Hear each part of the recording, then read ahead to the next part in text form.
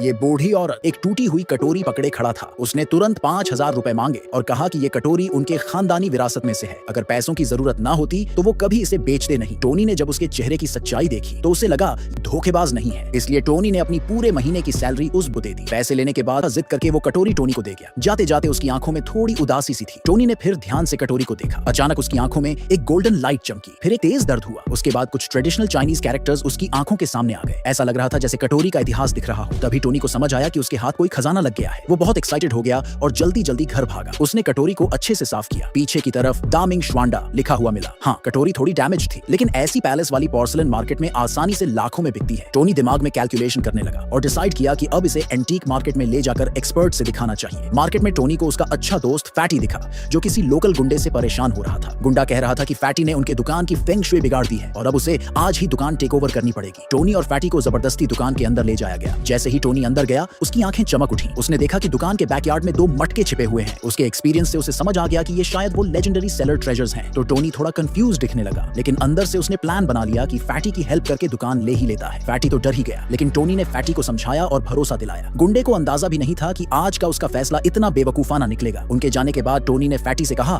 कि रात को 12 बजे फावड़ा लेकर दुकान पर आना। फैटी थोड़ा कंफ्यूज्ड था, लेकिन अपने दोस्त के कॉन्फिडेंस को देख के उसने पहली बार उस पर भरोसा कर लिया। उस रात टोनी और फैटी चुपचाप दुकान के बैकयार्ड में पहुंचे। उन्होंने जल्दी से अपना टारगेट पहचाना और खोदना शुरू कर दिया। जैसा कि टोनी ने सोचा था, ज्यादा टाइम नहीं लगा और 2 मटके जमीन से बाहर आ गए। दोनों से रहा नहीं गया और उन्होंने फटाफट मटके खोले। अंदर ढेर सारे सिल्वर कॉइन्स थे। फैटी ने एक सिक्का उठाया, उस पर फूंक मारी और फिर अपने कान से लगाया। जो खनकदार आवाज आई वो साफ बता रही थी कि ये सिक्के असली चांदी के हैं। सच में हकीकत ने उन्हें डिसअपॉइंटेड नहीं किया। दोनों ने बड़ी एक्साइटमेंट से सिक्के गिनने शुरू किए। गिनती के बाद पता चला कि हर मटके में 108 सिक्के थे। हर सिक्के की वैल्यू 10,000 मानो तो टोटल हुआ 2,16,000। पैसे देकर अब उन्हें ट्रेजर अप्रेजल इवेंट में हिस्सा लेने का कॉन्फिडेंस आ गया। अगले दिन टोनी और फैटी कंपटीशन में पहुंचे। टोनी ने कैजुअली इधर उधर देखा, तभी उसकी नजर एक पत्थर के पास छुपे हुए पीले जटियाइट पर पड़ी। उसने तुरंत फैटी से बोला कि इस पत्थर पर बोली लगा, लेकिन जब फैटी ने स्टार्टिंग प्राइस 2 लाख देखा तो वो हिचकिचा गया। उसे इसे सिक्योर करने के लिए करीब 3 लाख चाहिए थे। बाकी लोग मजाक उड़ाने लगे, लेकिन टोनी की समझाने पर फैटी ने आखिरकार पत्थर खरीदने का फैसला कर लिया। थोड़ी देर में स्टोन कटिंग का टाइम आ गया। फैटी ने टोनी को उस मोमेंट का गवाह बनने बुलाया और जैसा टोनी ने कहा था, पत्थर के अंदर से गोल्डन जेडियाइट निकला। सब लोग हैरान रह गए। तभी वही गुंडा अपनी बेटी के साथ वहां आ गया।